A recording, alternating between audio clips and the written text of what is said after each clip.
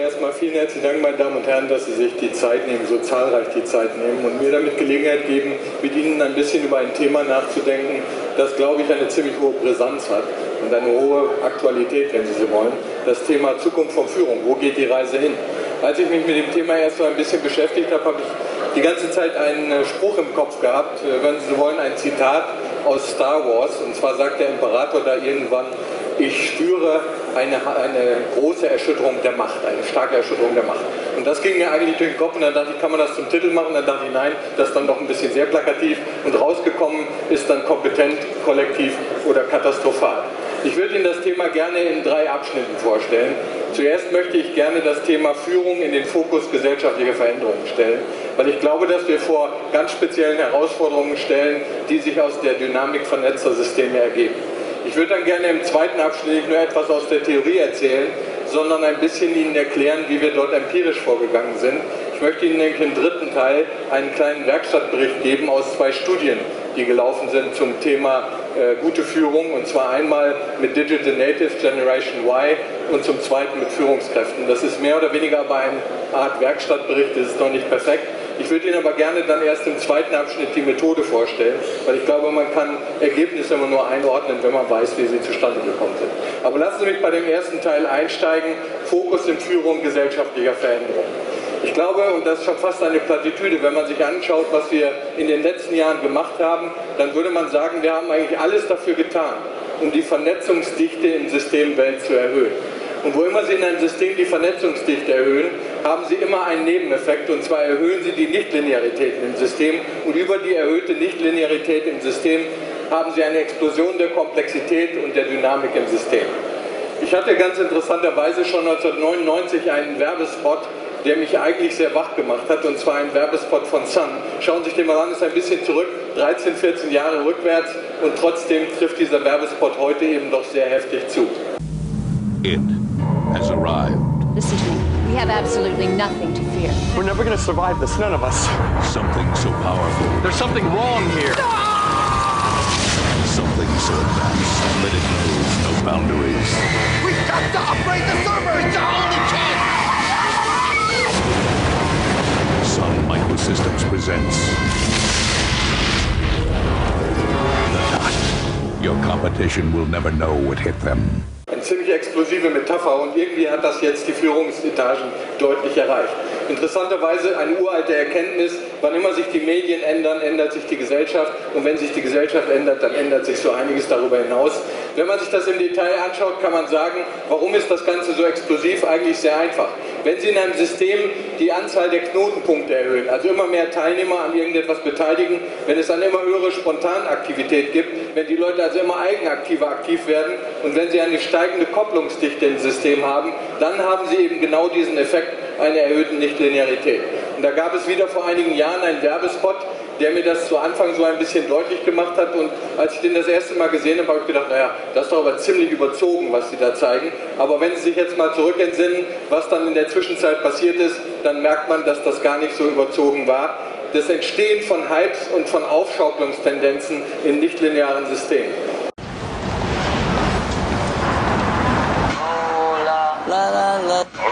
Hola.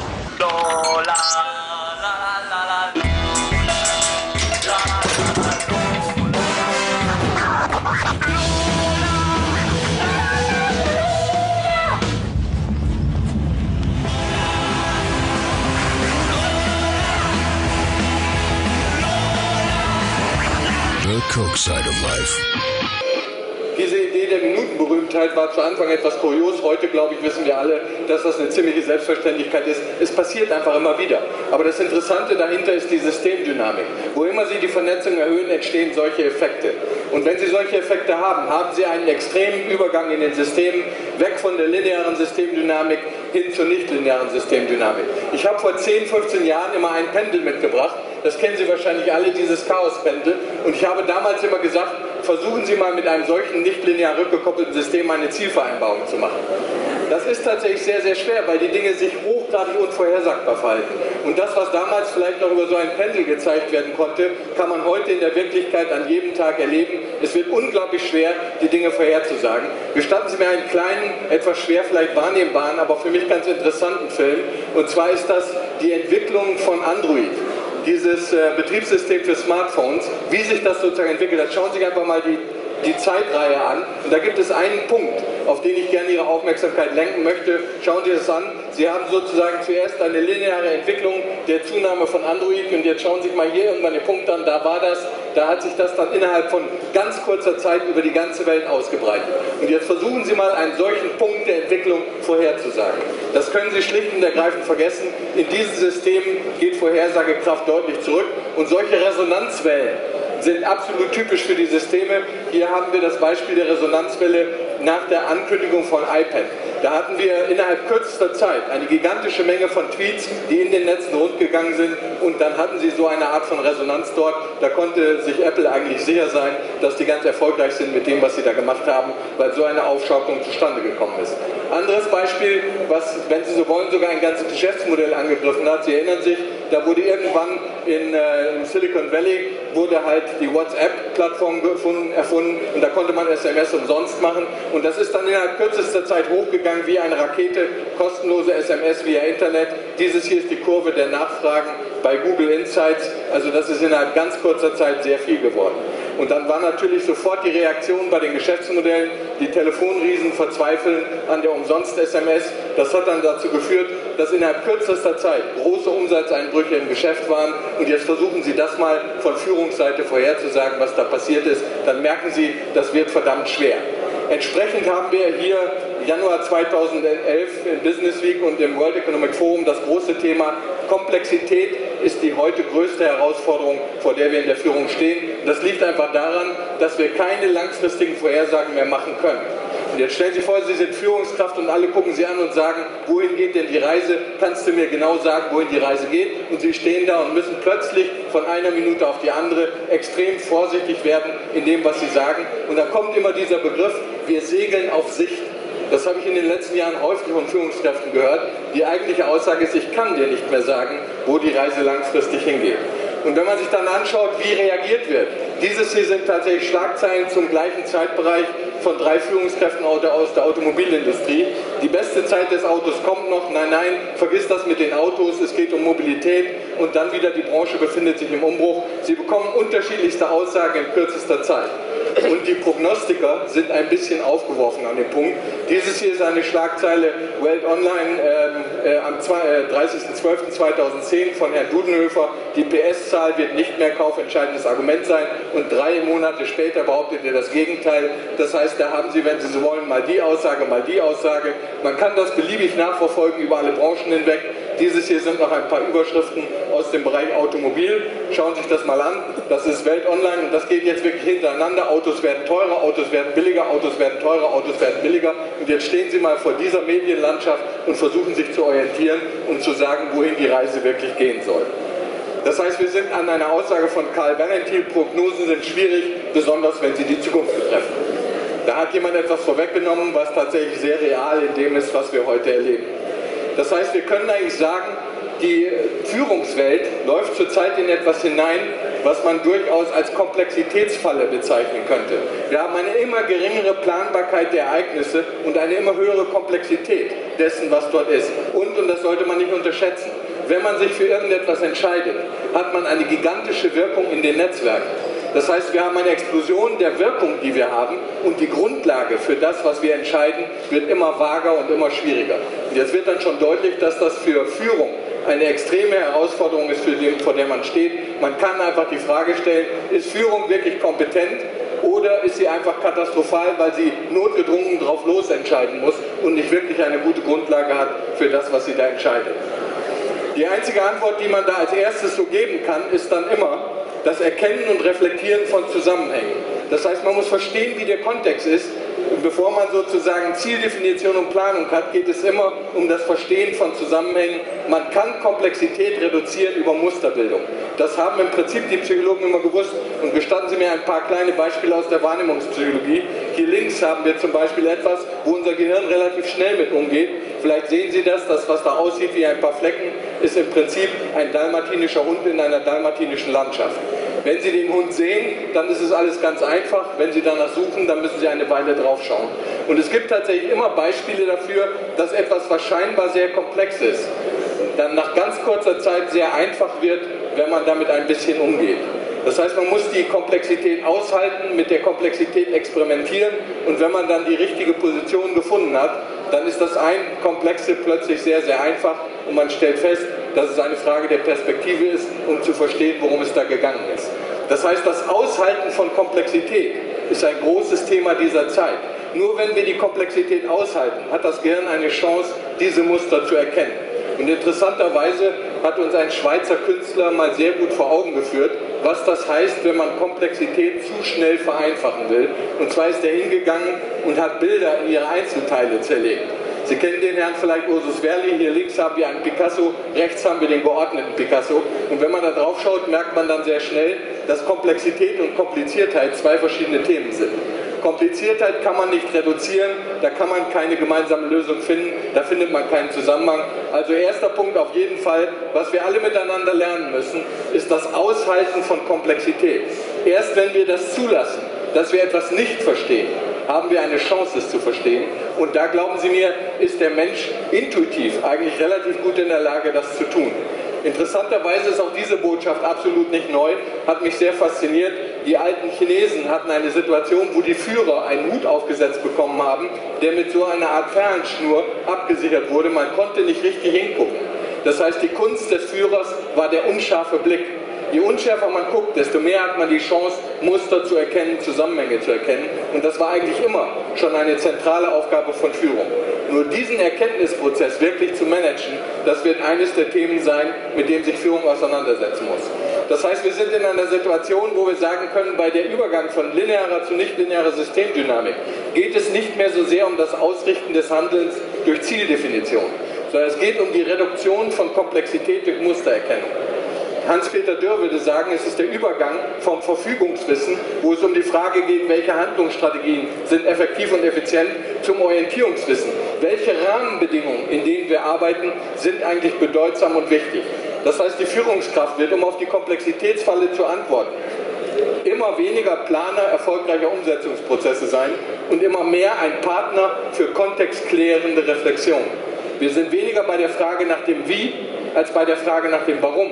Wenn ich den Zusammenhang nicht mehr verstehe, habe ich eine große Schwierigkeit, Komplexität zu reduzieren. Erste große Herausforderung, auf die ich Ihre Aufmerksamkeit lenken wollte, ist also die Komplexitätsfalle. Ohne den Umgang mit Komplexität ist Führung sozusagen nicht mehr in der Lage zu orientieren. Aber, und das ist tatsächlich ein großes Aber, wir können das nicht mehr mit privater, individueller Intuition leisten.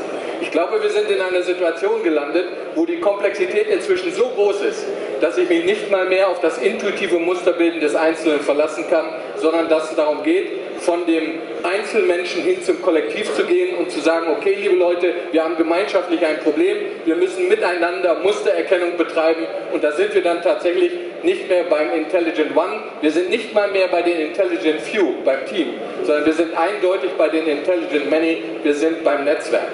Netzwerkbildung ist das große Thema und auch die Aussage ist nicht ganz neu.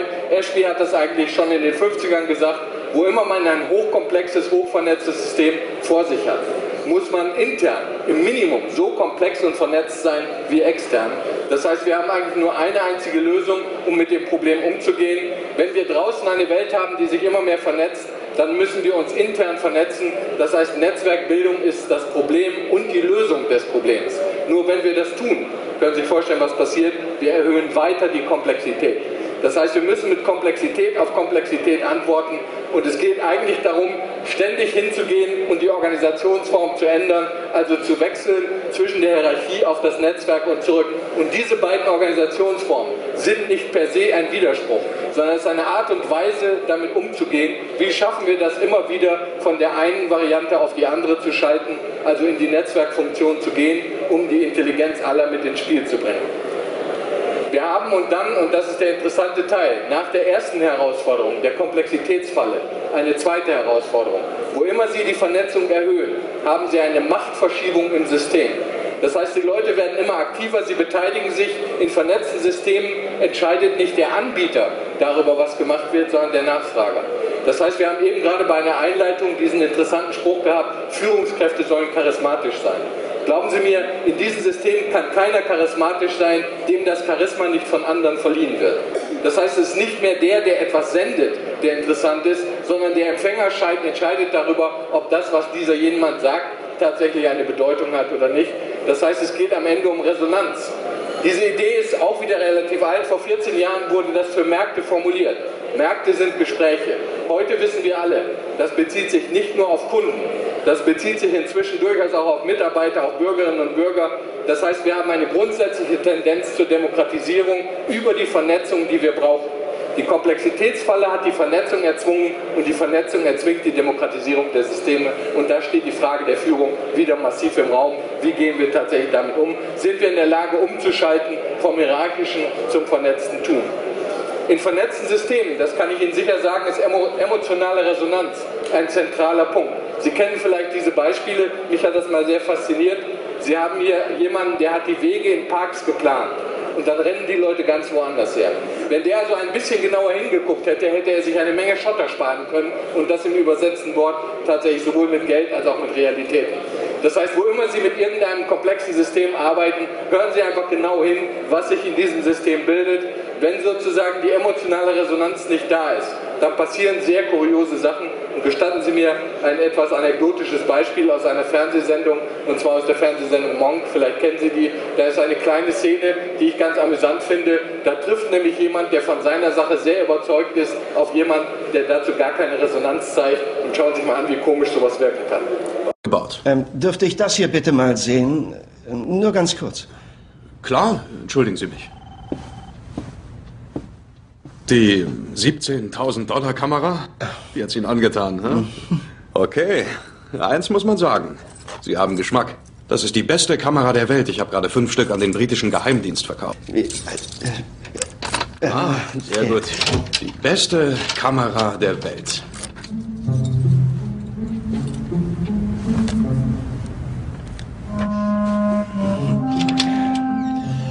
War's das? Das war's. Danke. Gehen wir. Danke.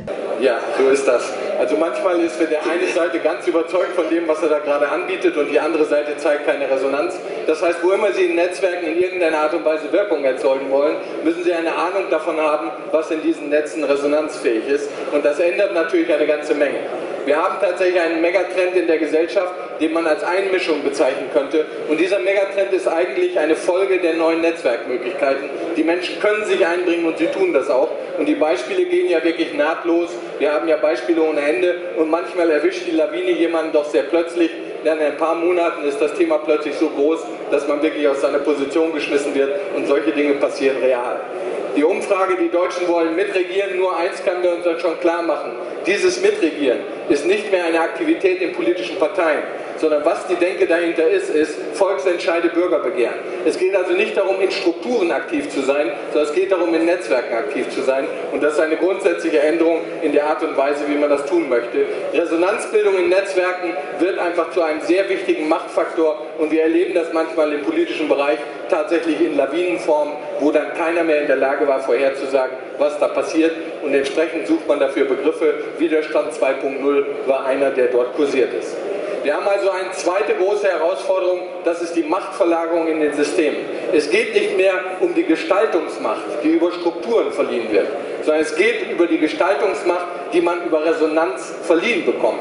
Es geht nicht mehr um Hierarchie, es geht um Autonomie. Die Grundsatzfrage ist nicht, wohin soll das System gesteuert werden, sondern die Grundsatzfrage ist, wohin entwickelt sich die Eigendynamik des Systems. Die Führungskraft ist dann notgedrungen nicht mehr Vordenker oder verantwortliche Kontrollinstanz, sondern die Führungskraft wird zum Teilnehmer und Impulsgeber in Netzwerken. Und Sie merken schon, das ist eine ganz andere Definition von Führung, wenn wir diesen Übergang miteinander tun. Die Grundsatzfrage, die wir zurzeit, glaube ich, alle vor uns haben, ist entsprechend, und ich fand die super gut formuliert vom Center for Collective Intelligence, wie kann man Menschen und Computer so miteinander verbinden, dass sie als Ganzes intelligenter sind als Einzelne. Ich glaube, wir lösen das Problem nicht mehr individuell, wir können es nur noch kollektiv lösen und da brauchen wir halt vorne, um das zu tun, da sind wir gezwungen, in diese Richtung zu denken. Entsprechend wird das Thema Kooperation in intelligenten Netzen zurzeit zum absoluten Top-Thema. Wo immer man schaut, die Menschen versuchen über horizontale und vertikale Kollaboration zu gehen, also Zusammenarbeit und Kooperation zum großen Thema zu machen. Das einfache Prinzip Wettbewerb trägt uns heute einfach nicht mehr weit genug. Nur wenn wir das tun, wenn wir immer mehr in Netzwerken miteinander arbeiten, wenn wir immer mehr über die Strukturen hinweg kooperieren, kann man sich vorstellen, was als dritte Herausforderung dann notgedrungen passiert. Wir haben eine Art Kernschmelze, wir haben ein Zusammenbrechen des Identitätskerns Unternehmen. Die Grundsatzfrage ist dann nicht mehr, wer ist meine Führungskraft, zu welchem Unternehmen gehöre ich. Die Grundsatzfrage ist dann immer, in welchem Netzwerk bin ich aktiv. Diese Frage wird einfach an dem Punkt sehr viel wichtiger. Nur wenn man sich das in der Summe anschaut, wir haben auf der einen Seite die Komplexitätsfalle, wir haben auf der anderen Seite die Machtverschiebung in den Netzen und ein Wegbrechen des Identitätskerns. Sie können sich vorstellen, in welchem Umfang das tatsächlich die Frage dann in den Raum stellt, was bitteschön ist dann in einer solchen Situation der reale Mehrwert von Führung. Die ganze klassische Definition von Führung fällt flach.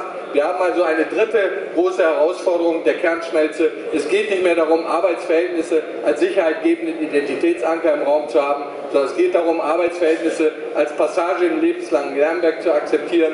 Es geht nicht um Loyalität, sondern um Attraktivität. Die Frage ist nicht, was begünstigt langfristige persönliche Bindungen, sondern was macht das gemeinsame Handeln sinnvoll. Nur wenn die Menschen das, was sie dort tun, als sinnvoll empfinden, dann kommt die Bindung ins Spiel. Das heißt, es geht nicht mehr darum, mag ich dich als Führungskraft, bist du für mich eine gute Person, sondern ist das, was du mir anbietest, in meinem Kontext sinnvoll, ja oder nein, und wenn es sinnvoll ist, dann bleibe ich. Das heißt, die Führungskraft ist nicht mehr die vorbildgebende oder sicherheitsstiftende Autorität, sondern die Führungskraft ist mehr oder weniger ein entwicklungsbegleitender Coach, der mich jederzeit mit der Frage konfrontiert, was ist für dich sinnvoll. Wir haben also eine, wenn Sie so wollen, Reihe von Dingen, die passieren. Die Komplexitätsfalle steht üben ganz am Anfang. Wegen dieser Komplexität müssen die Vernetzung in Systemen erhöhen. Das heißt, wir vernetzen uns in und zwischen Unternehmen als Antwort auf die explodierende Komplexität. Und weil wir das tun, haben wir eine Machtverschiebung, die dann am Ende in einem Zusammenschmelzen der identitätsstiftenden Kraft der Strukturen mündet. Wir haben also eine Kette von Dingen, die passieren und die Frage eben massiv in den Raum stellt, wie gehen wir damit um, wenn Führung nicht mehr die Zieldefinition und strategische Steuerung ist, wenn das zunehmend an Praxisrelevanz verliert. Wie gehen wir damit um, wenn die spontane Eigendynamik der Netzwerke immer mehr eine radikale Demokratisierung erzwingt? Und wie gehen wir damit um, wenn strukturelle Grenzen immer weniger wichtig für die persönliche Identitätsbildung werden? Und weil das so ist, würde ich sagen, kann man die These in den Raum stehen, die Veränderung der Systemdynamik erzwingt einen Paradigmenwechsel bei guter Führung. Das heißt, wenn ich das Ganze zusammenfasse, würde ich sagen, kein Zufall, dass das Thema Führung in diesem Umfang im Mittelpunkt steht. Wenn Sie so wollen, haben wir dort eine Entwicklung, die die Führung grundlegend in Frage stellt. Und was mich dann immer wieder fasziniert ist, wie schnell Gesellschaften darauf reagieren. Sie kennen vielleicht diese Initiative, die zurzeit in der Schweiz läuft, 1:12. Da macht man sich ernstzunehmend Gedanken über den Mehrwert von Führung und fragt sich dann schlicht und ergreifend, wie viel mehr darf eigentlich eine Führungskraft verdienen? Dass diese Frage im Moment in den Raum kommt, ist absolut kein Zufall, weil es geht darum, sich zu fragen, welchen Mehrwert liefert Führung denn am Ende noch in einer solchen Welt? Und diese Frage wird dann auch gesellschaftlich brutal formuliert. Ich fand es faszinierend, dass sie in der Schweiz so weit gehen, das zu einem Volksbegehren zu machen, also diese Frage tatsächlich gesellschaftlich verankern zu wollen. Fassen wir es zusammen, wir haben eine These im Raum, die Veränderung der Systemdynamik erzwingt einen Paradigmenwechsel bei guter Führung. Und dann ist natürlich interessant, ist das jetzt einfach nur eine Hirngeburt eines Menschen, der systemtheoretisch auf etwas guckt, oder finden wir diese Dinge in den Köpfen von Menschen wieder? Meine Frage ist eigentlich immer die gleiche, nicht bin ich intelligent, sondern was sagt die Intelligenz der anderen? Und Sie können sich vorstellen, dass wir an diesem Punkt dann immer sehr neugierig sind. Ist das, was wir dort sehen, tatsächlich resonanzfähig in den Köpfen der Menschen? Entsprechend haben wir uns 2 Gruppen ausgesucht, die wir dort interviewt haben, um herauszufinden, wie ticken die eigentlich, was denken die zum Thema Führung. Und da war es natürlich sehr interessant, die Führungskräfte von morgen zu befragen, also Abiturienten und Hochschulabsolventen der Generation Y. 100 Digital Natives haben wir dort interviewt, um einfach herauszufinden, wie sehen die Situation von Führung in Zukunft.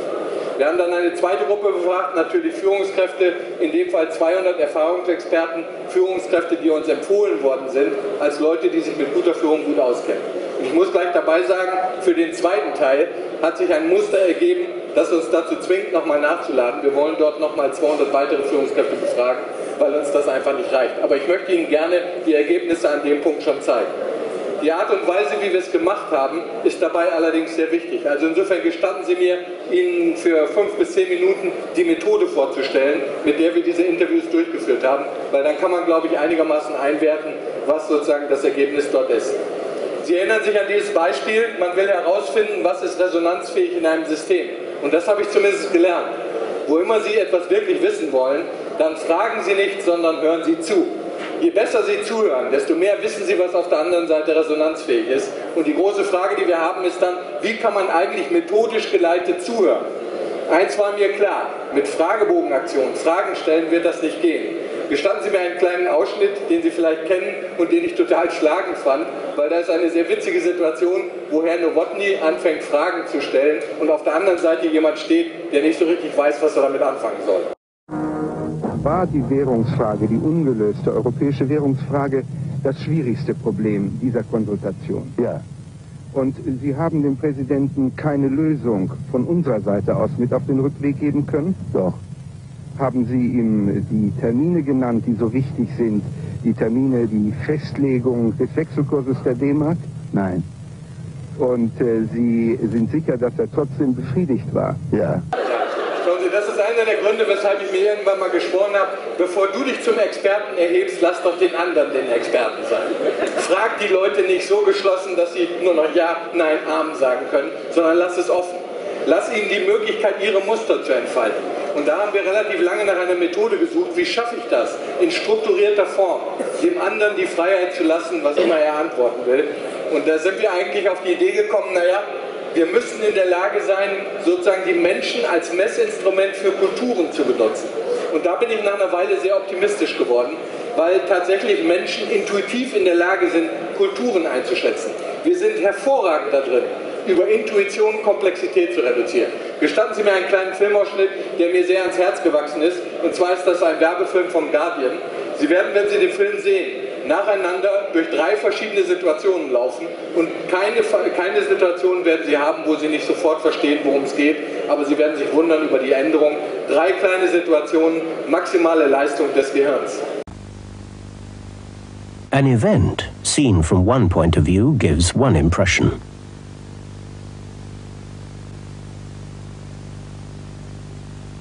Seen from another point of view, it gives quite a different impression. But it's only when you get the whole picture you can fully understand what's going on. Flucht, Angriff, Hilfeleistung. Unser Gehirn braucht eine Millisekunde, um das richtig einzuschätzen. Kennen Sie das? Sie gehen irgendwo in eine Firma und haben sofort und unmittelbar einen Eindruck über das, was in der Firma los ist. Ich muss Sie dann lange befragen, damit Sie diesen Eindruck verbalisieren können. Aber Sie haben sofort einen Eindruck. Und dieser unmittelbare Eindruck ist tatsächlich eine unbewusste Wissensstruktur, die wir alle haben und die man anzapfen kann. Das Interessante daran fand ich wenigstens, dass die Frau Nölle-Neumann, Sie erinnern sich, die große alte Dame der Sozialwissenschaft, hat mal etwas festgestellt, was sie sehr fasziniert hat. Und zwar erinnern Sie sich vielleicht an den Begriff der Schweigespirale. Das war die Aussage, Menschen wissen intuitiv, worüber sie in einer Kultur reden dürfen und worüber nicht. Das hat die Frau Nölle-Neumann sehr nervös gemacht, weil sie sagte, naja, eigentlich muss ich dafür erst einmal großartig Forschung betreiben, um herauszufinden, was die Tabuthemen in einer Gesellschaft sind. Und da hat sie sich gewundert, wie Leute das intuitiv erfassen können und hat dann eine Aussage geprägt, die mich sehr beeindruckt hat. Und zwar hat sie gesagt, Menschen haben ein quasi statistisches Wahrnehmungsorgan. Das haben wir physiologisch noch nicht gefunden, aber irgendwie scheinen Menschen in der Lage zu sein, unmittelbar Kulturmuster abzugreifen. Und wenn man ein bisschen nachdenkt, merkt man auch sehr schnell, dass das keine so absurde Annahme ist, weil wir zwar individuelle Gehirne sind, aber wir müssen miteinander synchronisiert arbeiten. Das heißt, wir müssen in der Lage sein, sehr schnell über das intuitive Erfassen von Kulturmustern uns überhaupt zu einem sozialen Ganzen zu entwickeln. Und diese Fähigkeit der unbewussten Einschätzung von Kulturen, die wollten wir zum Ausgangspunkt unserer Messung machen. Und da steht man natürlich vor einigen Problemen. Es geht nicht darum, das kortikale System im Sinne der Bewusstheit abzufragen. Es geht also nicht darum, die Leute nach Meinungen oder Einstellungen zu befragen, weil die sind rationaler Natur. Ich muss tiefer. Ich muss, wenn Sie so wollen, auf die intuitiven Bewertungsstrukturen der Menschen, und da bin ich dummerweise im neurophysiologischen Bereich des limbischen Systems. Und dieses limbische System ist uns bewusstseinsmäßig dummerweise nicht zugänglich. Unser Großhirn ist, wenn Sie so wollen, ein extrem schneller Berater. Der ändert dauernd seine Angebote. Wir haben eine hohe Instabilität auf der Cortex-Seite und die Stabilität im System kommt über das limbische System herein.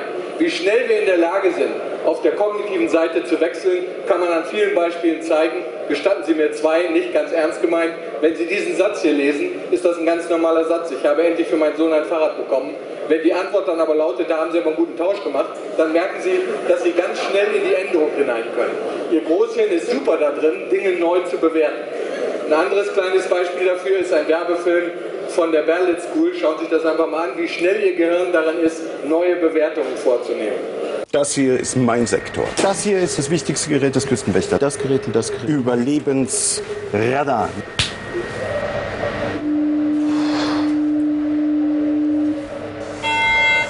Mayday, Mayday. Hello, can you hear us? Can you hear us? Can you... Over. We are sinking. We are sinking. Hello? This is the German Coast Guard. We are sinking. We're sinking. What are you thinking about? Das ist absolut typisch für das menschliche Gehirn. Wir können ganz, ganz schnell Umbewertungen vornehmen. Die Frage ist dann, woher kommt dann die Stabilität des Handelns? Und die Antwort ist ganz leicht, eben aus der limbischen Seite.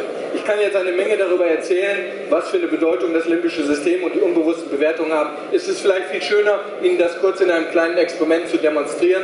Ich gebe Ihnen gleich eine kleine Aufgabe. Die Aufgabe ist, Sie sollen sich eine Maske anschauen. Zuerst sehen Sie die Maske von vorne und dann dreht sich die Maske. Ihre Aufgabe ist, die Maske von innen zu sehen. Schauen Sie sich das Ganze mal an. Erst kommt die Maske von vorne und dann dreht sich die Maske und dann kommt die Maske von innen. Wenn Sie ja beim ersten Mal Schwierigkeiten haben, können wir nochmal machen. Erst Maske von vorne und dann dreht sich die Maske und dann kommt die Maske von innen. Den meisten von Ihnen wird es schwerfallen, diese Maske tatsächlich von innen zu sehen. Und die Frage ist dann, warum ist das so? Ganz einfach, Ihr limbisches System greift ein und sagt, pass auf, lieber Freund, Gesichter sind hochgradig emotional besetzt. Ob Sie das jetzt wollen oder nicht, das Ganze wird Ihnen wieder richtig umgedreht. Es gibt nur ein einziges Klientel, das guckt auf diese Maske und sagt sofort, wo ist denn das Problem? Das ist doch eine Maske von innen. Das sind Psychotiker, die haben eine Schädigung im limbischen System. Also wenn irgendjemand von Ihnen das sofort richtig gesehen hat, lassen Sie uns dringend darüber nachdenken, weil das könnte ein interessanter Hinweis sein darüber, wie Ihr Gehirn so funktioniert. Wo immer Sie mit Menschen arbeiten, denken Sie dran, die Stabilität in dem, was wir tun, kommt aus dem limbischen System. Und das bitte schön nicht nur bei der Wahrnehmung, sondern eben ganz stark auch bei den kulturellen Kontexten, in denen wir sind. Wir haben tatsächlich ein Wahrnehmungsorgan für Kulturen. Dieses Wahrnehmungsorgan sind die unbewussten Entscheidungen, die wir treffen. Je häufiger wir vor ambigen Entscheidungssituationen stehen, desto mehr wissen wir, was unsere unbewusste Seite ist. Also wenn Sie zum Beispiel jemanden haben, der Ihnen sagt, ich bin übrigens ein geselliger Mensch, dann würde ich Ihnen empfehlen, hören Sie dem nicht so zu, der erzählt Ihnen immer das, was sozial erwünscht ist. Wenn Sie wirklich wissen wollen, ob das ein geselliger Mensch ist, dann bringen Sie ihn häufig in ambige Entscheidungssituationen. Also gehen Sie zum Beispiel mit ihm durch einen Zug und immer wenn der ein Abteil weitergeht, wenn in dem Abteil schon jemand sitzt, ist er alles, aber ganz bestimmt kein geselliger Mensch. Also die unbewussten Entscheidungssituationen sind die, die sozusagen die Bewertungen dort ins Spiel bringen. Wenn wir also kulturelle Kraftfelder messen wollen, müssen wir die unbewussten Entscheidungen von Menschen zusammenfassen können, weil nur die Summe der unbewussten Entscheidungen, die Menschen treffen, sind in der Lage, Kulturen schätzbar zu machen. Und dafür müssen wir 3 Probleme lösen. Punkt 1, limbische Präferenzen sind nicht bewusst. Wenn ich Sie also direkt frage, kriege ich zwar eine Antwort, aber das ist leider nicht das, was wir brauchen können. Punkt 2, ich muss natürlich Sprache benutzen, um Sie zu fragen, sonst müsste ich alle von Ihnen durch einen Computertomographen schieben und das wird ein bisschen teuer und aufwendig. Also muss ich sprachgebunden machen. Und dann eine große Bitte, wo immer Sie über Sprache das Unbewusste der Menschen erreichen wollen, geben Sie den Menschen ihre eigene Sprache frei. Wenn die nicht ihre eigene Sprache verwenden können, dann müssen Sie immer versuchen zu übersetzen, was der andere meint. Also immer dann, wenn Sie Fragen vorformulieren, haben Sie eigentlich den Kern der Informationen bereits verloren. Das heißt, Sie müssen die Leute frei sprechen lassen. Jetzt können Sie sich nur vorstellen, was dann als methodisches Problem entsteht. Wenn alle die eigene Sprache benutzen, dann ist das Problem des Verstehens plötzlich auf der anderen Seite. Dann muss ich verstehen, was die geantwortet haben und nicht die müssen verstehen, was ich sie gefragt habe. Und dann haben wir gleich das dritte Problem. Das, was dort rauskommt, muss ich auch noch mathematisch zusammenfassen können. Denn nur wenn ich das mathematisch zusammenfassen kann, kann ich eine Kultur daraus machen. Kultur ist immer mehr als die Summe der Einzelbeiträge. Wir haben also die methodische Latte relativ hoch gelegt und die Antwort, die wir dort gegeben haben, um diese kulturellen Kraftfelder zu messen, ist ein Verfahren, was uns 15 Jahre lang beschäftigt hat, was im Prinzip versucht hat, die Vergleichbarkeit des Fragebogens mit der Bedeutungskraft eines qualitativen Interviews zu verbinden. Wir wollten also im Prinzip qualitative Verfahren unmittelbar mathematisierbar machen.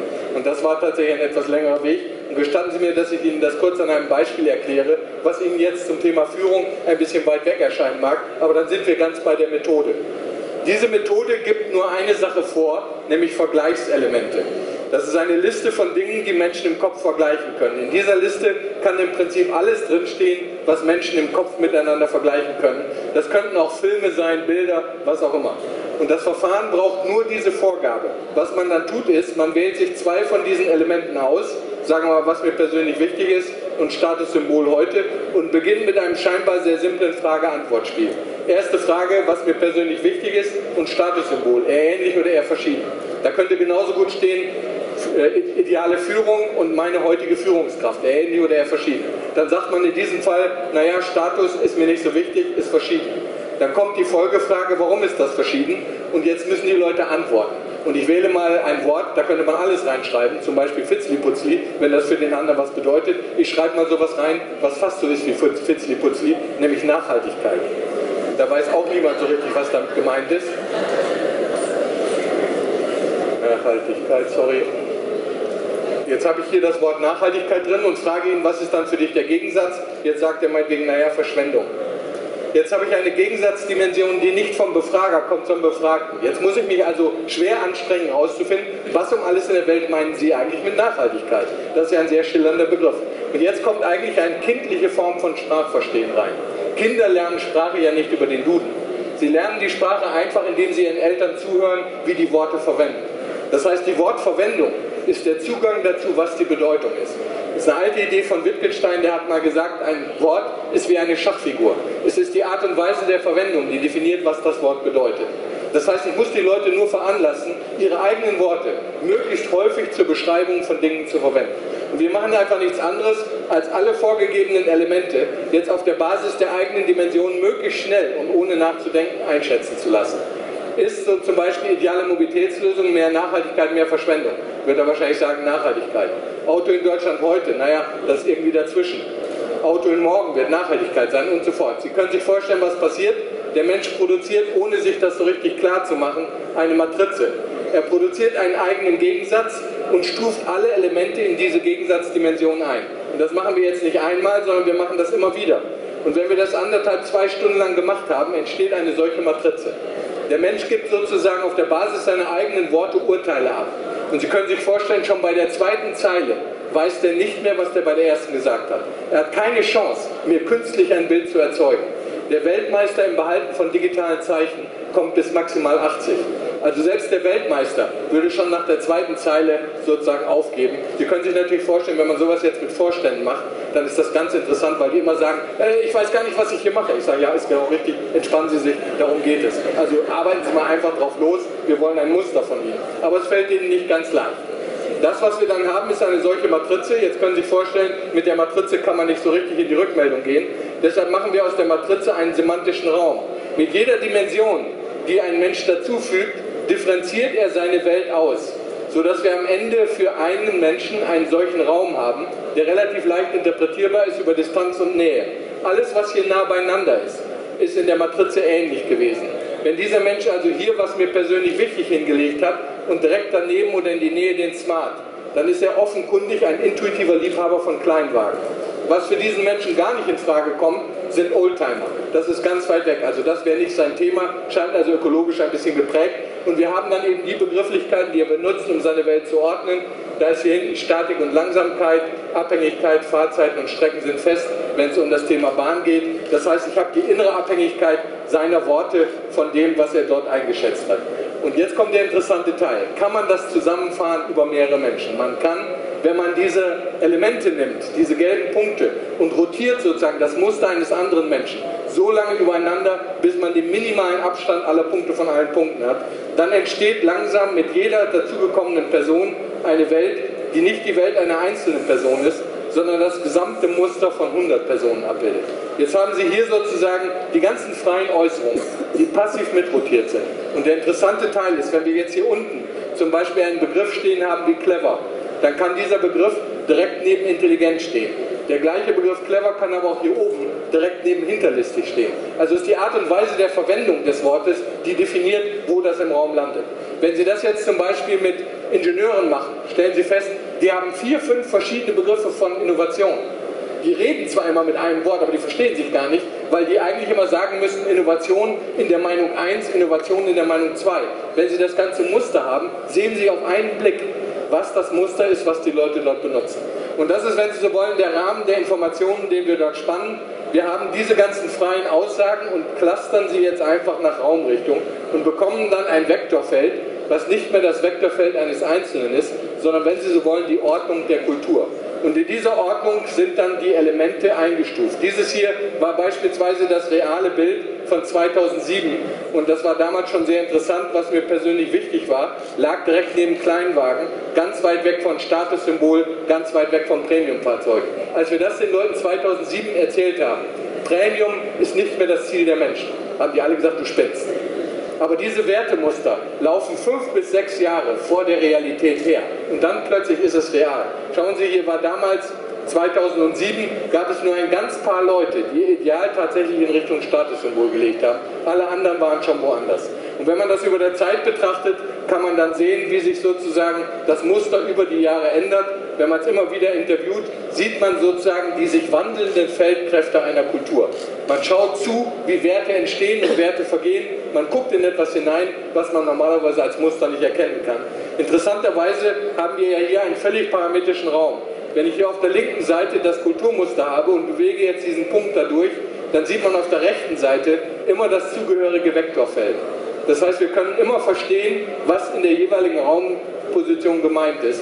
Und interessanterweise, wir können mit der Kultur reden, selbst wenn die Interviewpartner weg sind. Dieses hier war zum Beispiel damals das Stärken-Schwächen-Profil von Porsche. Also was ist Porsche als Marke? Und wenn wir jetzt hier irgendeine Dimension rausgreifen, zum Beispiel sich auf soziale Verantwortung besinnen, dann sehen Sie, soziale Verantwortung, kein Porsche-Thema, 0% Erfüllungsgrad. Wenn ich jetzt hingehe und sage, was würde denn eigentlich passieren, wenn ich Porsche sozial verantwortlich machen würde? Also ich schiebe eine Dimension hoch und lasse dann los, dann kriege ich die Antwort der Kultur. Das heißt, ich bekomme das, was als Angst entsteht, wenn ich eine Dimension verändere. Das heißt, hier haben wir dann zum Beispiel sowas wie bei weitem zu geringen Komfort anbieten. Also die Angst der Porsche-Fahrer ist, dann wird das ein bisschen frugal hier. Wenn wir auf den Punkt soziale Verantwortung gehen, dann ist das nicht mehr die alte Marke. Und so können Sie natürlich nicht nur mit Marken umgehen, sondern auch mit Firmenkulturen.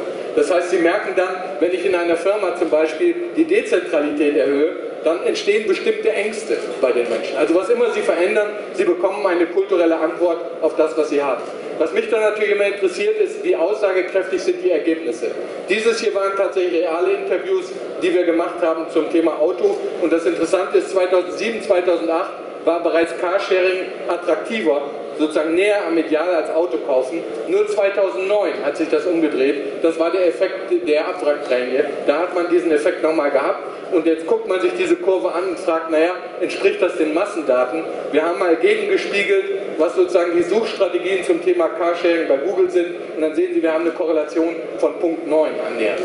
Das heißt, diese 100 Interviews sind im Prinzip in der Lage, Massendaten zu schätzen. Und das geht teilweise sehr, sehr weit, wo ich mich dann selber verwundere. Hier haben wir einfach mal die mittlere Dimensionalität der Matrizen als mathematisches Maß genommen, haben uns also gefragt, wie komplex ist das Bild, was ein Einzelner erzeugt, haben die mittlere Dimensionalität ausgerechnet und für verschiedene Länder abgetragen. Und dann kann man sehen, in Pakistan haben die Leute beim Thema Auto keine große Dimensionalität. In Vietnam, Malaysia, Indonesien fängt das an. In China haben wir eine ständig komplexer werdende Kultur zum Thema Auto und in Deutschland haben wir eine abnehmende Autokultur. Ausgerechnet das Land, was sozusagen beim Thema Auto das zentrale Land war, baut die Kultur ab. Und Sie kennen die ganzen Ergebnisse. Wir haben heute eben die Situation, so schlecht steht es um den deutschen Automarkt. Das, was mich daran fasziniert hat, ist, dass man das 6, 7 Jahre vorher sehen konnte, dass die Bewertungsmuster der Menschen sich ändern. Also eine große Klarheit habe ich auf jeden Fall gewonnen dabei. Die kulturellen Bewertungsmuster laufen dem Verhalten vorweg. Also wenn Sie eine kulturelle Änderung haben, beginnt das in den Wertemustern der Menschen und wandert erst dann in das Verhalten hinein. Das heißt, wenn Sie an den stabilisierenden Wertemustern dran sind, und deshalb ist das Thema Kultur so extrem wichtig, dann können Sie einigermaßen vorhersagen, was die Menschen dort tun werden. Aber der Vorlauf ist beeindruckend. Wir haben das inzwischen für ganz verschiedene Unternehmen gemacht, über 50.000 Interviews weltweit. Und glauben Sie mir, es ist für mich nichts faszinierender, als wenn die Datensätze von irgendwo kommen. Es ist so verrückt, hier zu sitzen und verstehen zu dürfen, wie die Chinesen das Thema Sportlichkeit verstehen oder so etwas. Da wir dort nicht sprachgebunden sind, sondern die Sprache von den Leuten kommt, können wir ohne Übersetzung immer in die anderen Länder gehen und man kriegt ein interkulturelles Verständnis auf eine Art, wie ich mir das wirklich nicht erträumt hatte. Und diese Art von Vorgehen haben wir jetzt zum Thema Führung gemacht und das würde ich Ihnen gerne zum Abschluss noch vorstellen, was wir dort im Sinne eines Werkstattberichtes als Ergebnisse haben. Das erste, was wir gemacht haben, und das ist der erste Werkstattsbericht, ist diese Generation Y, Employer Branding, Arbeitswelt der Zukunft und die Rolle von Führung. Das haben wir in Kooperation mit Gotha gemacht. Zu Beginn fangen wir immer sehr harmlos an und sagen, naja, mich interessiert das Thema, nehmen wir uns mal 30 Leute und interviewen die. Also mit einem sehr kleinen N. Das haben wir damals gemacht im Februar 2013, 15 Abiturienten und Abiturientinnen und 15 Masterstudierende. Und wir haben dann etwas andere Elemente natürlich gewählt. Sie sehen das hier, was mir wichtig ist, attraktive Arbeitgeber, Arbeitswelt der 50er bis heute, ich als Schüler, Student, Start-up-Unternehmen und so weiter. Und aber das eigentlich Interessante, und da will ich wirklich nur so einen oberflächlichen kleinen Sketch kurz zeigen, das hier war bei 30 Leuten die Streuung. 30 Leute befragt und sie haben nicht eine klare Ausrichtung dessen, was die in Zukunft haben wollen, sondern sie haben eine maximale Divergenz. Die einen wollen nach rechts, die anderen wollen nach links. Da habe ich gesagt, bei 30 Leuten eine solche Unterschiedlichkeit der Wertewelt. Die einen sitzen hier und die anderen sitzen da. Das kann doch fast nicht sein. Da habe ich gesagt, Leute, das ist ein Artefakt. So eine Unterschiedlichkeit bei 30 Leuten, das kann nicht sein. Und dann haben wir natürlich sofort gesagt, komm, nachladen.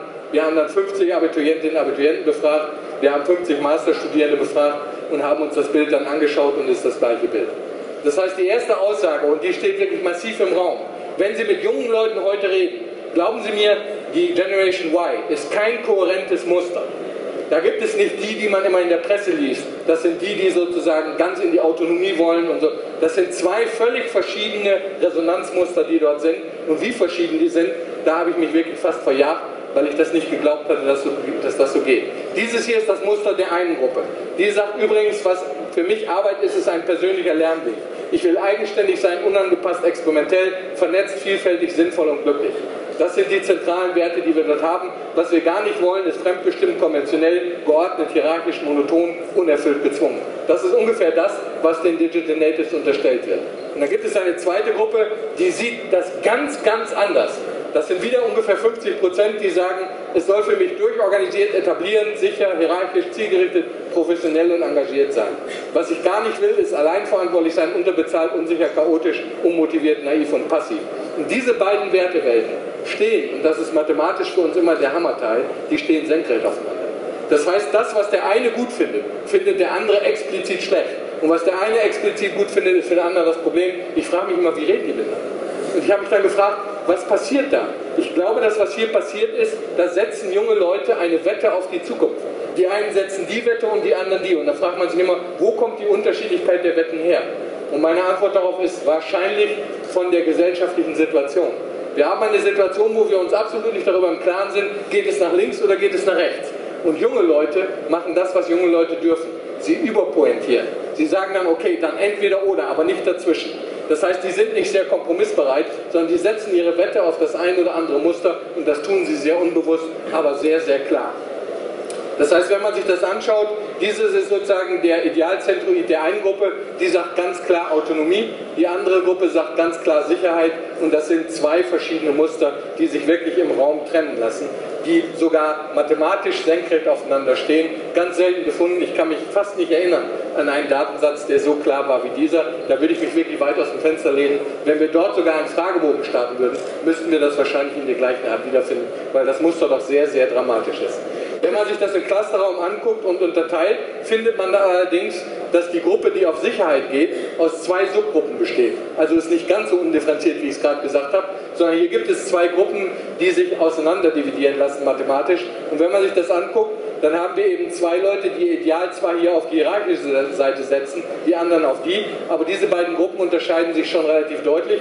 Die rechte Gruppe, die Gruppe, die ideal rechts hat, sagt, pass auf, so sieht die Entwicklung der Arbeit aus. Wir gehen sozusagen von dieser linken unteren Ecke, wo es fremdbestimmt und konventionell ist, stramm rüber in die rechte obere, und da will ich auch hin, eigenständig, unangepasst und experimentell. Die andere Gruppe hat ein gänzlich anderes Muster, eine gänzlich andere Einschätzung der Entwicklungsrichtung. Da geht es von hier unten rechts, vom unterbezahlten und chaotischen nach hier oben links, durchorganisiert, erfolgreich und sicher. Und da gibt es eben eine dritte Gruppe, die eigentlich die gleiche Zielvorstellung hat wie diese Gruppe A, die aber der Meinung ist, und übrigens weiß ich sogar, dass sich diese Gesellschaft in die andere Richtung entwickelt. Und diese Gruppe hat Angst vor der Entwicklung. Die sagen, pass auf, eigentlich will ich in die hierarchische Situation, aber ich habe den Eindruck, das zählt heute nicht mehr. Die sind wirklich unter Angstdruck, die legen ihr Ideal ganz woanders hin und sagen, da wo sich die Gesellschaft für mich hinbewegt, da will ich nicht sein. Ich möchte eigentlich sogar zurück in diese alte, schöne, stabilisierte Situation. Nur eine große Bitte. Wenn Sie diese beiden Gruppen unterscheiden, kommen Sie nicht auf die Idee, dass die rechte Gruppe die High Potentials sind und die linken sind die Loser. Das ist auf beiden Seiten gleichermaßen hochintelligente Leute, die nur eine unterschiedliche Wette setzen. Und wenn Sie sich das anschauen, wie klar das Muster ist schon beeindruckend. Hier haben Sie die Rolle Führungskraft und mein Traumjob. Das ist bei dieser Gruppe klassische Karriere geradezu identisch, gute Absicherung auch identisch. Nur diese Gruppe Selbstbestimmung sagt, pass auf, ich will alles werden, aber Führungskraft will ich nicht werden. Das ist überhaupt nicht mehr mein Thema, das ist nicht das, woran ich bin. Übrigens interessanterweise, wenn Sie diese beiden Gruppen zum Thema Work-Life-Balance befragen, dann kriegen Sie bei beiden Gruppen, Work-Life-Balance ist ganz wichtig, nur die haben 2 völlig unterschiedliche Interpretationen davon, was Work-Life-Balance ist. Also wieder das gleiche Problem, stellen Sie die Frage, ist Work-Life-Balance wichtig, kriegen Sie als Antwort ein undifferenziertes Ja. Aber die Verständnisweise dahinter ist absolut nicht die gleiche. Also seien Sie vorsichtig, wenn Sie Fragen stellen, die Antwort könnte das Eigentliche bereits verdecken. Wenn man sich das anschaut, Thema Selbstständigkeit, dann sagen die Leute hier rechts tatsächlich, Selbstständigkeit ist mein eigentliches Thema, Autonomie hat für mich Priorität, und hier wird Autonomie geradezu zur Bedrohung, dass die Leute sagen, pass auf, Selbstständigkeit, das ist etwas, was ich eigentlich nicht wirklich will, aber ich befürchte, dass die Gesellschaft mich in die Richtung schubst. Und dann kann man die Leute sozusagen mathematisch daraufhin betrachten, wie sehen die sozusagen die Notwendigkeit eines Paradigmenwechsels von Führung. Wir haben hier einfach mal ein Portfolio aufgespannt. Da sind hier unten in der rechten Ecke heute gut, morgen schlecht in der Einschätzung. Die verteidigen den Status quo. Hier oben sagt man heute gut, morgen gut. Die sind begeistert für den Status quo. Hier rechts sagen die Leute, heute schlecht, morgen schlecht, Burning Plattform, die wollen dringend eine Änderung, und hier oben sind die Leute fasziniert für die Zukunft, morgen ist gut, heute ist schlecht, und jetzt können wir jede einzelne befragte Person im Portfolio einordnen, und das sieht dann so aus, das ist sozusagen das Muster, was dort entsteht. Gucken wir uns die 3 Gruppen an, dann ist das eigentlich ein sehr typisches Bild. Die klassische Karriereleute sagen, alles best, wir sind auf der richtigen Ebene, Optimierung reicht. Die Paradigmenwechselleute sind die mit der Selbstbestimmung. Die sagen, wenn wir wirklich das System nicht grundlegend ändern, dann wird es nicht funktionieren. Und die gute Absicherungsleute haben eine Burning-Plattform, die fühlen sich einfach nur bedroht. Das heißt, wenn wir uns das ganze Muster angucken, bitte trivialisieren Sie die Generation Y nicht. Die Leute sind hochdifferenziert, die haben ganz verschiedene Verständnismuster. Also diese Schlagzeilen nach dem Motto Generation Y, das sind die Aufstiegsverweigerer, die keine Karriere machen wollen. Das stimmt einfach nicht. Das sind 2 völlig verschiedene Wertemuster. Es gibt sozusagen keine pauschale Aufstiegsverweigerung, sondern das Ganze ist Symptom der Orientierungssuche im beginnenden Paradigmenwechsel von Führung. Die Gesellschaft ist sich nicht klar, und deshalb entscheiden sich die Jungen in 2 verschiedene Richtungen. Und dann wird es natürlich interessant, in der Folge mal einen Blick in die Köpfe von Führungskräften zu werfen. Das haben wir dann in der Folge getan, in dem Fall gefördert durch das Bundesministerium für Arbeit und Soziales im Rahmen der Initiative Neue Qualität der Arbeit, also ENQA. Und wir haben dort mal 200 Führungskräfte als erstes befragt, aber Sie werden es gleich merken, in den Ergebnissen entsteht etwas, was uns geradezu verpflichtet, nochmal 200 nachzuladen, weil das ein hochdifferenziertes Bild war. Im Gegensatz zu dem, wir haben also ganz verschiedene Leute befragt, verschiedene Firmengrößen, haben also versucht, dort ein einigermaßen gutes Sample zusammenzustellen. Und wenn man sich das Bild anguckt, dieses hier waren sozusagen die Vergleichselemente, die wir dort gewählt haben. Da geht es eben rund um das Thema gute Führung, Art von Führung, Führungspraxis über der Zeit. Und das Interessante ist dann, wenn man sich das Muster anschaut, ist das ganz anders als bei den Jugendlichen. Sie erinnern sich, bei den Jugendlichen war das Grüne oben. Da gab es sozusagen eine rechte und eine linke Welt. Hier bei den Führungskräften ist die Welt so, wie wir es normalerweise kennen. Es gibt einen einheitlichen Korridor von links nach rechts. Es gibt sozusagen ein kohärentes Zielbild im Sinne von, wir wollen von da weg nach da. Wenn man sich das dann clustert, kommen tatsächlich eben solche Grundbegrifflichkeiten raus, die man als Raumrichtung haben kann. Aber da sind wir noch nicht mit fertig. Aber das, was interessanterweise dabei zustande kommt, ist eben ein ziemlich hoher Streustern. Die Grundrichtung ist klar, es geht von links nach rechts, aber der Streustern, der hier beim Thema Führung ist ein riesiger. Das heißt, wenn wir da clustern, finden wir selbst auf der Basis von 200 Leuten schon 5 verschiedene Verständnisweisen von Führung. Eine Verständnisweise, 2 davon gehen nach oben und 3 verhalten sich mehr im unteren Raum. Und wenn man sich dann die Bedeutungshaltigkeit dieser Räume anschaut, erste Aussage ist, bei den Jugendlichen haben wir ein anderes Muster. Die Jugendlichen haben einen zweigeteilten Raum, die haben eigentlich gar keinen gemeinschaftlichen Werteraum. Das sind 2 getrennte Kulturen. Bei den Führungskräften haben wir einen einheitlichen Werteraum. Wenn man sich die Streuung anguckt, sieht man, dass bei der Generation Y die Streuung deutlich größer ist, das Alignment niedriger als bei den Führungskräften. Und wenn man sich dann diesen Raum erst anschaut, der da ist, dann kann man so eine Art SWOT-Analyse machen und dann sieht man halt, das Ganze geht von links oben nach rechts. Man merkt hier schon, die Schwerpunkte rutschen ein bisschen zusammen. Das wird gleich relativ wichtig. Hier ist die Führungspraxis heute, da müsste sie eigentlich sein. Und wenn man dann das Ganze dreht in diese andere Achse, in die Z-Achse, dann sieht man halt diese Konzeptunterschiede.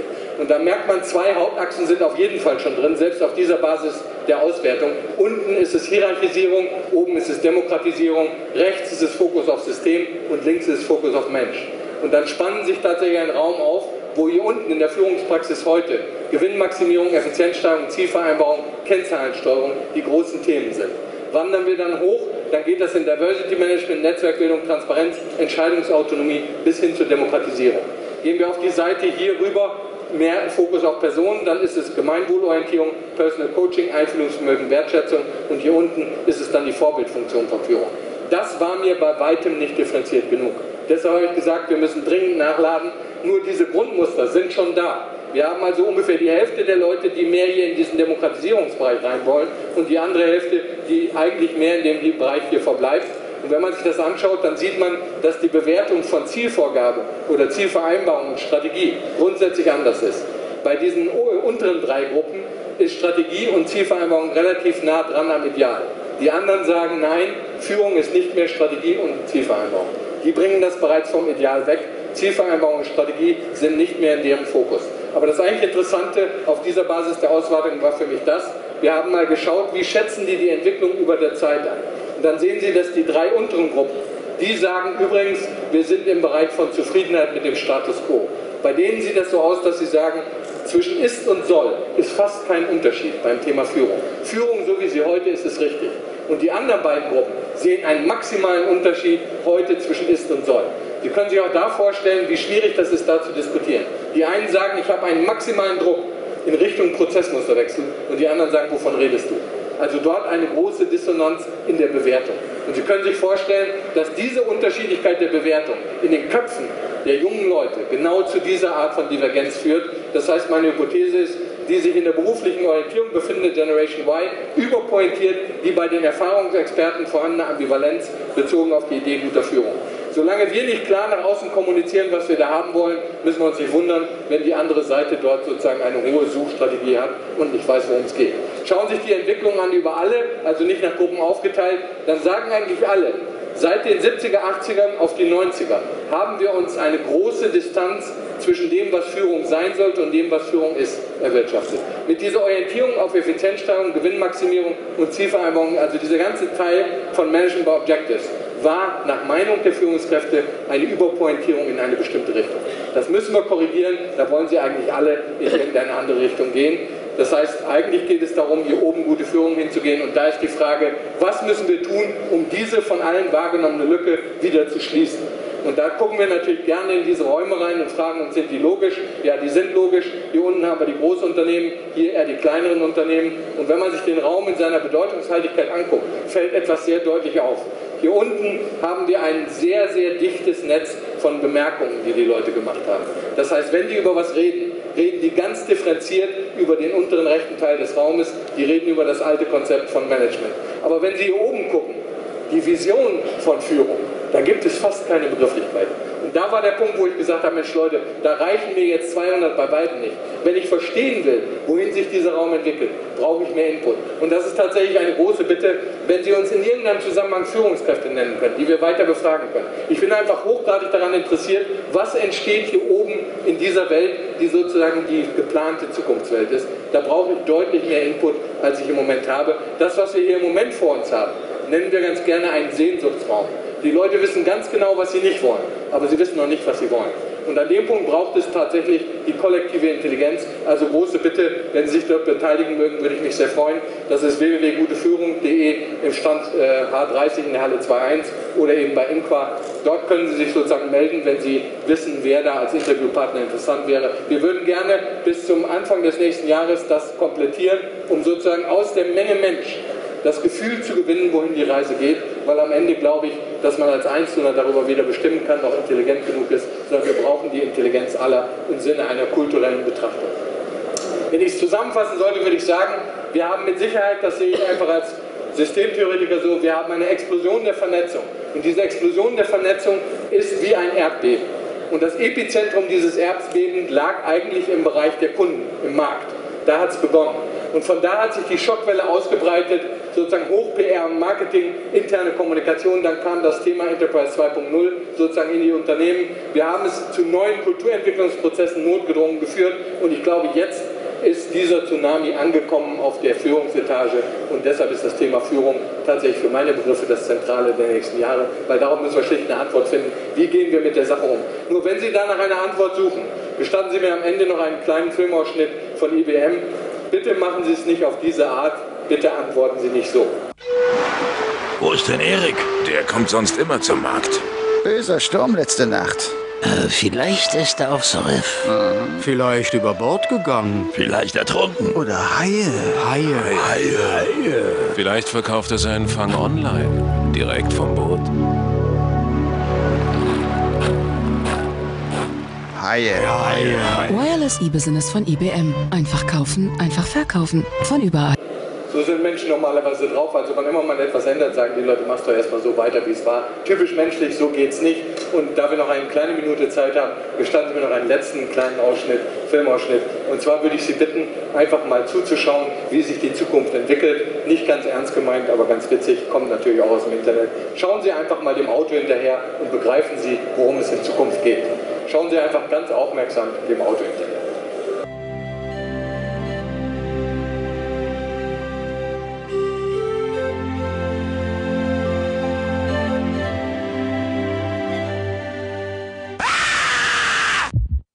Ja, und das ist das Thema, vor dem wir tatsächlich stehen. So wach waren Sie noch nie. Dankeschön für die Aufmerksamkeit.